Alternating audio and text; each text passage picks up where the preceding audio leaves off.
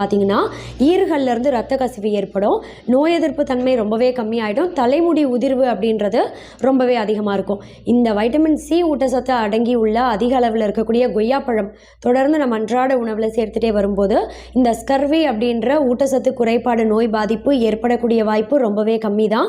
அதே மாதிரி நம்ம உடம்புல நோய் எதிர்ப்பு தன்மையை இந்த வைட்டமின் சி ஊட்டச்சத்து ரொம்பவே அதிகமாக்கிடும். இதனால் அடிக்கடி வரக்கூடிய சளி, இருமல், காய்ச்சல் இதெல்லாம் ஏற்படக்கூடிய வாய்ப்பு ரொம்பவே கம்மி தான்.